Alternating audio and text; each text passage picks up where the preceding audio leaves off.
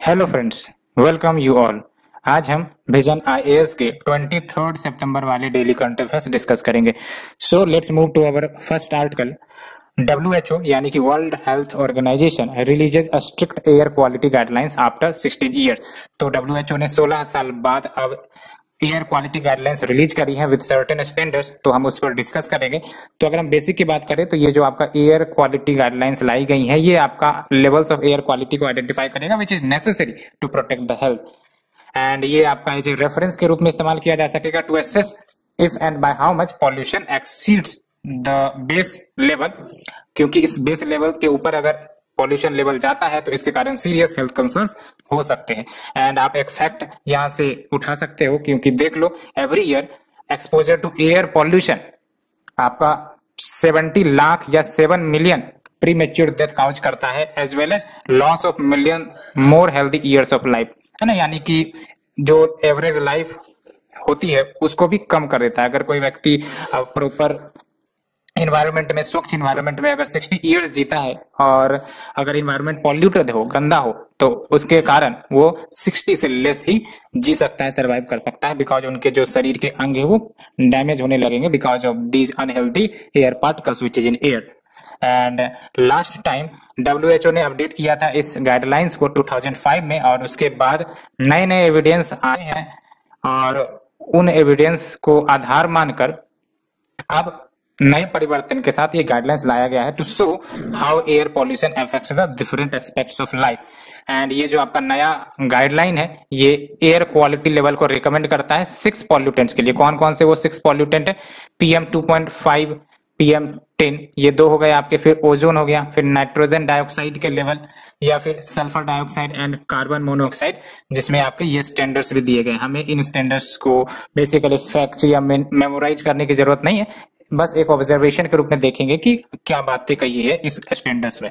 And ये जो guideline है दो नॉट लीगली बाइंडिंग, जाहिर सी बात है ये आपका प्रोटोकॉल तो है नहीं जो लीगली बाइंडिंग होगा, तो ये आपका एज ए स्टैंडर्ड्स की हाँ दूसरे देश इस पर अप्लाई कर सकते हैं। एंड क्या इसके बेनिफिट्स होंगे तो आप देख लो, it will help in improving the assessment of health impact from the air pollution, and it will also reduce the burden of disease from stroke, heart disease, lung cancer, because ये सब pollution के कारण होने वाली बीमारियां होती हैं generally, both chronic and acute respiratory disease including the asthma. तो अस्थमा अगर किसी पीपल को है और पॉल्यूशन वाले इन्वायरमेंट में रह रहे हैं तो उसके कारण उनकी हेल्थ और ज्यादा डेटोरिएट होती है। And it will also promote policies and investment. जब जानकारियां मिलेंगी तो डेफिनेटली नए नए और अच्छे पॉलिसीज बनाए जाएंगे to deal with the pollution, और इन्वेस्टमेंट भी आएगा to support the clean energy program and transport, energy efficient homes, waste treatment as well. तो आप यहाँ स्टैंडर्ड देख सकते हो WHO का जो गाइडलाइन 2005 वाला रहा है, फिर 2021 वाला गाइडलाइन, और फिर इंडियन स्टैंडर्ड आप सिंपल कंपैरिजन कर सकते हो कि जो WHO ने स्टैंडर्ड सेट करी है और जो इंडियन गवर्नमेंट स्टैंडर्ड सेट करते हुए जनरली हायर ही है ना। तो इसे भी अचीव किया जाए तो इंडिया के लिए बहुत बड़ी बात होगी। लेकिन आपको ही पता है वैका या फिर हमारा ट्रैफिक आप देख सकते हो, उनके कारण पॉल्यूशन काफी ज्यादा रिलीज होते हैं। एक और बात है कि हमारे यहाँ विंटर भी आती है, तो विंटर के कारण आपका जो पॉल्यूटेंट है वो आपका स्प्रेड नहीं हो सकता एटमोस्फेयर में, जिसके कारण आपका जो पॉल्यूटेंट लेवल है वो काफी लंबे समय तक ठंड के समय में अस्थिर रहती है in the northern India.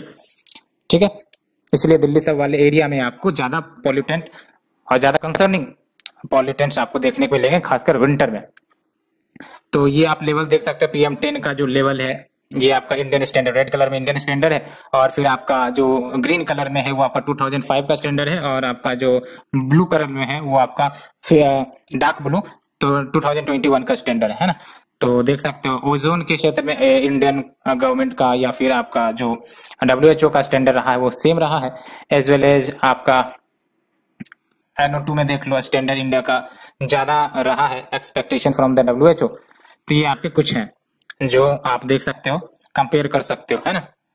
So let's move to the second article. India and other G24 nations call for gradual withdrawal of Google tax. क्या है ये गूगल टैक्स, डिस्कस करेंगे इसे। तो गूगल टैक्स को हम इक्वलाइजेशन लेवी भी कहते हैं, डिजिटल टैक्स भी कहते हैं, और ये कंसेप्ट बेसिकली 2016 में इंट्रोड्यूस की गई थी to tax foreign firms with no permanent establishment in India. यानी कि देख सकते हो आप अमेजन या फिर जो गूगल है, इनका आपका एज ए कंपनी ये भारत में तो एस्टेब्लिश्ड है नहीं, तो स्टेब्लिश नहीं है, लेकिन ये इनकम अर्न करते हैं। कैसे? एडवर्टाइजमेंट के माध्यम से फ्रॉम इंडिया। अब जब ये रजिस्टर्ड ही नहीं है और जब ये इनकम अर्न कर रहे हैं, तो ये जिम्मेदारी भी तो है कि जो इनकम ये अर्न कर रहे हैं वो कुछ टैक्स के रूप में पे करें। तो पहले क्या होता था, ये टैक्स बिल्कुल नहीं पे करते थे, साफ साफ कहते थे कि भाई साहब मैं तो आपके देश में रजिस्टर्ड हूं नहीं, तो जिस देश में रजिस्टर्ड हूं उसी देश में मैं टैक्स पे करूंगा। तो ये इश्यू आती थी, लेकिन गवर्नमेंट ऑफ इंडिया ने बोला, as well as other nation ने साफ साफ क्लियर कर दिए थे, भले ही आप रजिस्टर्ड नहीं हो लेकिन आप प्रॉफिट अर्न कर रहे हो, you need to give tax. ठीक है, तो इसीलिए 2016 में इंडिया ने इक्वलाइजेशन लेवी लेकर आया to tax these companies having no permanent establishment in India, example के तौर पर Amazon, Google, Netflix, and need was felt because these companies collected the digital revenues from countries where they do not have significant business presence, फिर भी profit धड़ाधड़ कमाते रहते थे। And now countries are finalising a framework, यानी कि एक framework तैयार किया जा रहा है देशों के द्वारा on the global digital tax under the aegis of OECD, so that ये इंश्योर करी जा सके कि ये जो मल्टीनेशनल एंटिटीज या कंपनीज है वो और ज्यादा टैक्सेस पे करें इन द कंट्री जहां पर उनके कस्टमर्स हैं या यूजर्स है, भले ही वो आपका रजिस्टर्ड नहीं हो, लेकिन जहां ऑपरेट कर रहे हैं, फॉर एग्जाम्पल इंडिया में ऑपरेट कर रहे हैं या फिर कोई और देश में ऑपरेट कर रहे हैं, वहां से इन्हें रेवेन्यू टैक्स के रूप में दे गवर्नमेंट को। तो ये इंश्योर किया जाएगा आपके इस फ्रेमवर्क में। And also it is being considered to withdraw unilateral measures such as equalisation levy when this comes into the effect. तो जब ये आपका पूरा देश आपका सब समर्थन करेगा, तो अल्टीमेटली ये जो सिंगल नेशन, जैसे फॉर एग्जांपल इंडिया में इक्वलाइजेशन लेवी लगता है, तो ये सब कंसेप्ट हटा दी जाएंगी और ये कॉमन जील के साथ आपका टैक्स लगाया जाएगा।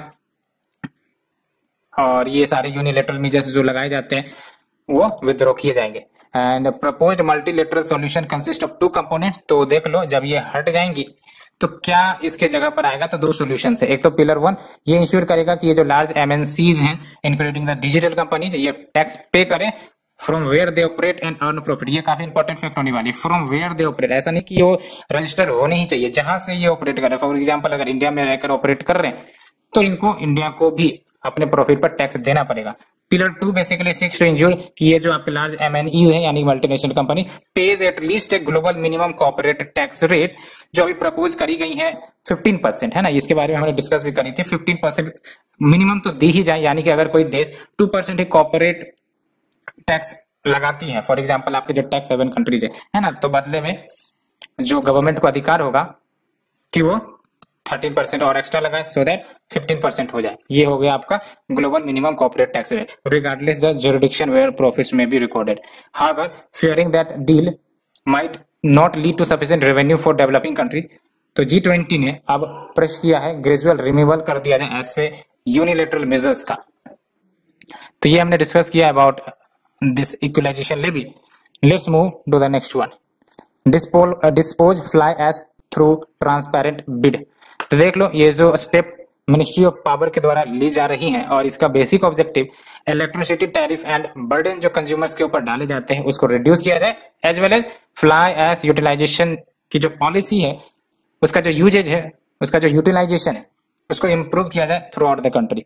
एंड अगर बात करें फ्लाई एश जनरेशन की, तो भारत में फ्लाई एश काफी ज्यादा संख्या में वेट में बेसिकली जनरेट होता है।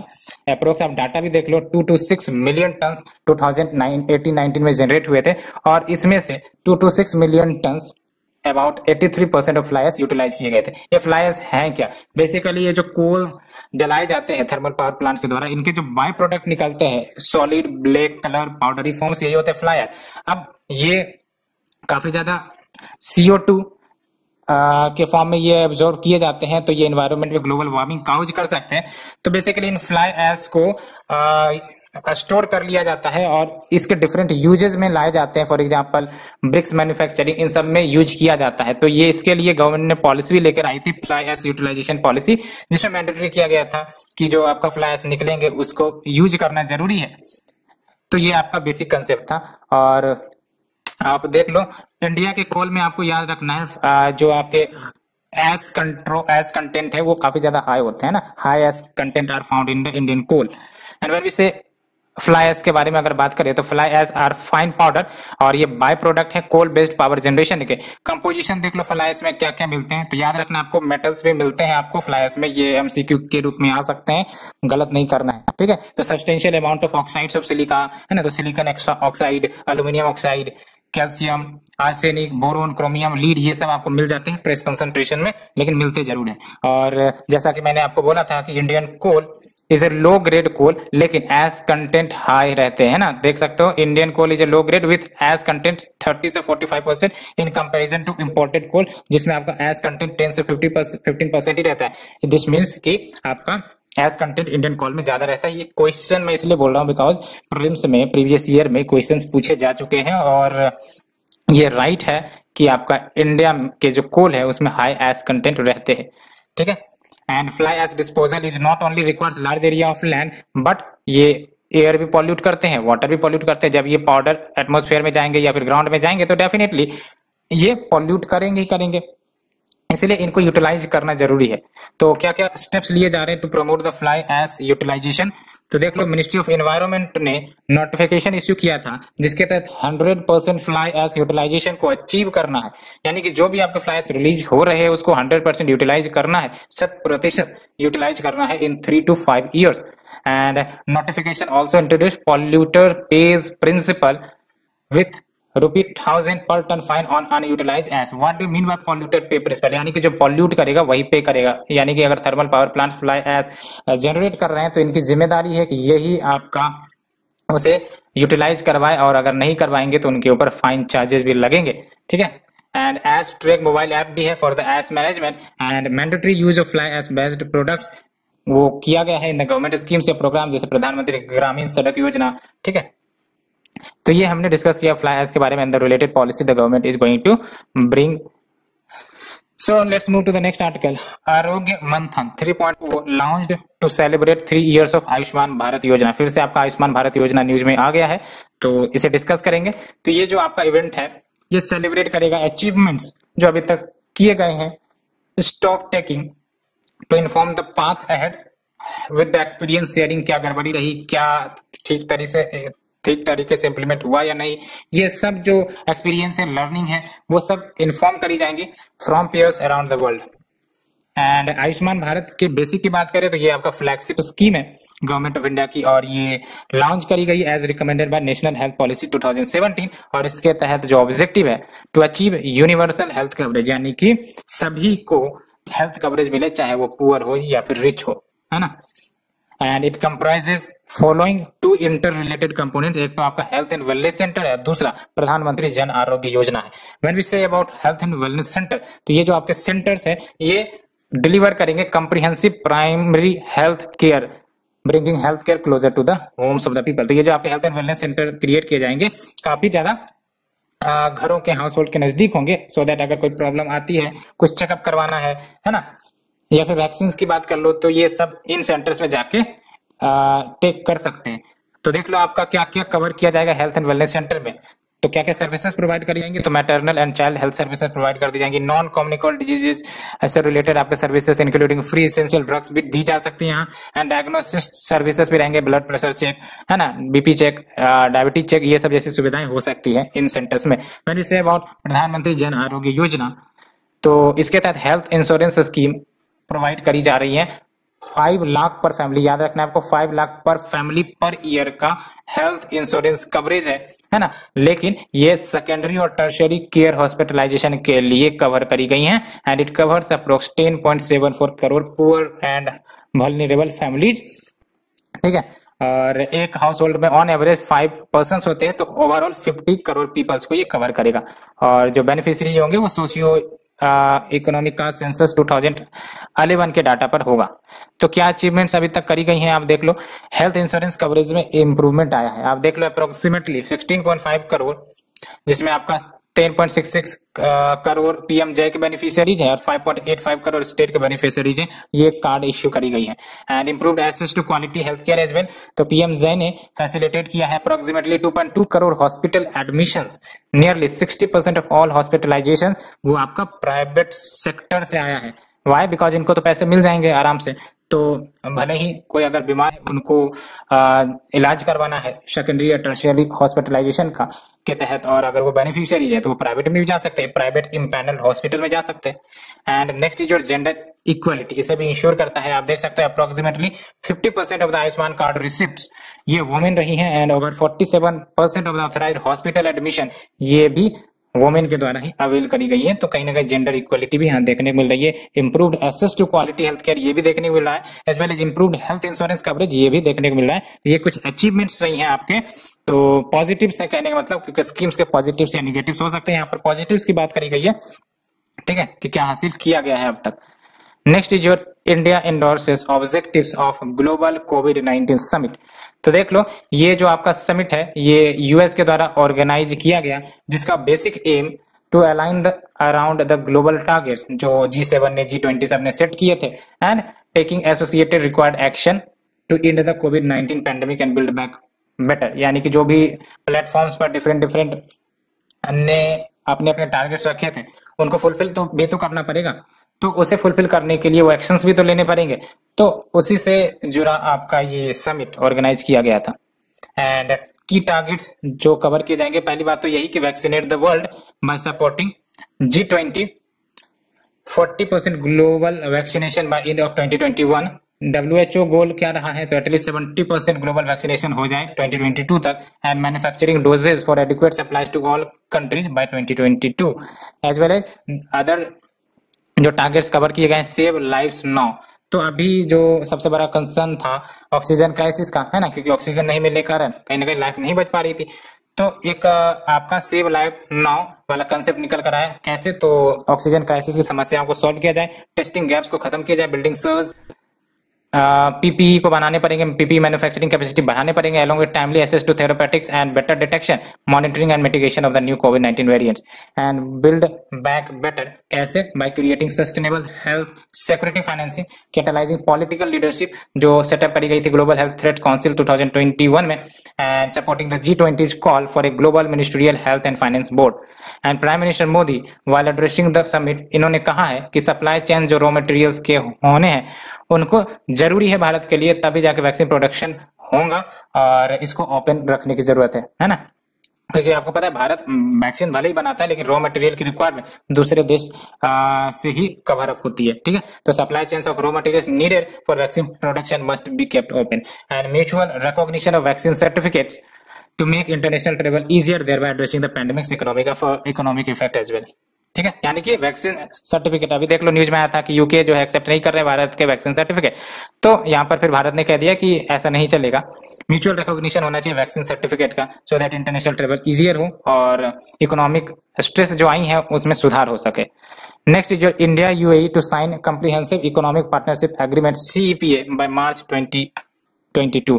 तो देख लो, ये जो आपका कम्प्रीहेंसिव इकोनॉमिक पार्टनरशिप एग्रीमेंट है ये नया जॉब क्रिएट करेगा, लिविंग स्टैंडर्ड्स को रेज करेगा, साथ ही साथ wider social and economic opportunities भी प्रोवाइड करेगा इन बोथ द नेशन।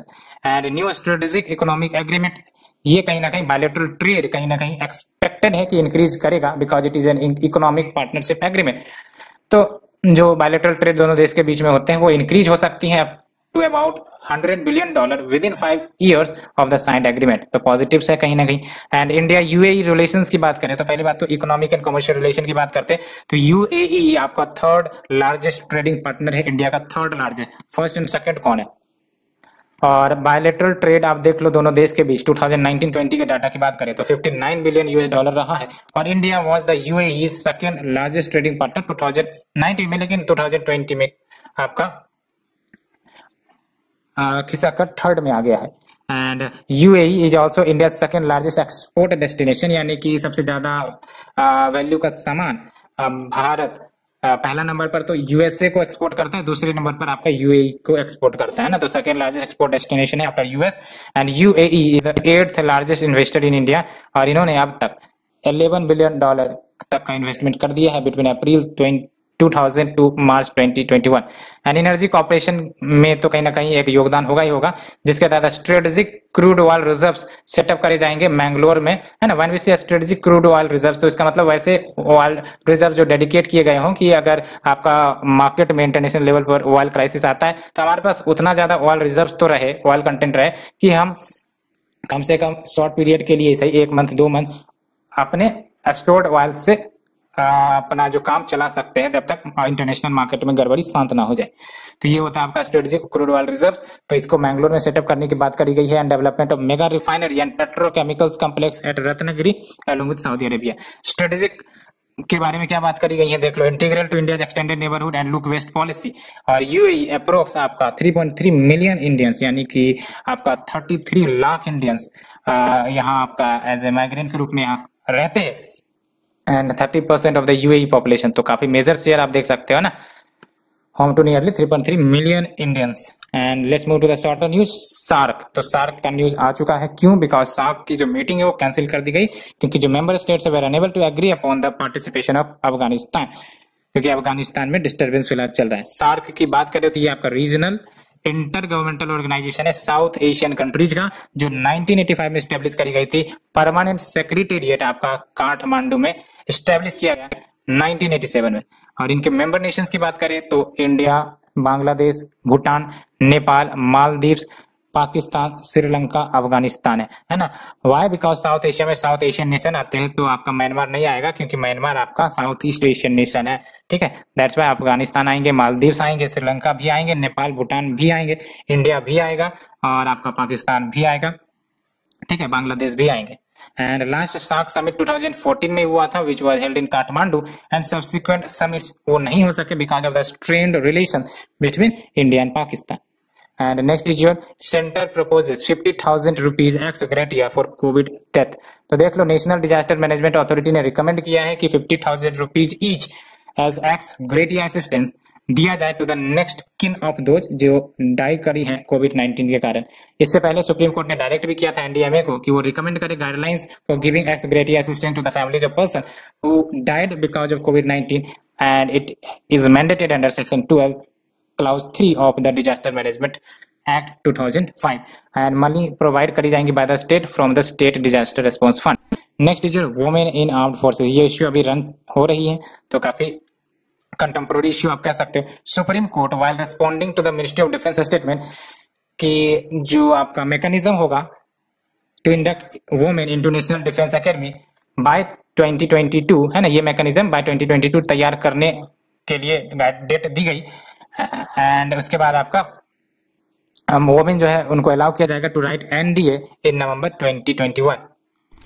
और एक एक्सपर्ट ग्रुप सेटअप करी गई थी to formulate curriculum and medical standards of admission of women candidates.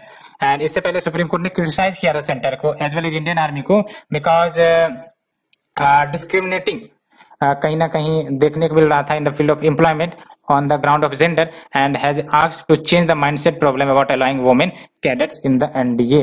तो अब जाके ये सेंटर ने क्लैरिफाई किया था कि बाय मई 2022 आपका मैकेनिज्म डेवलप हो जाएगा to induct women into the NDA.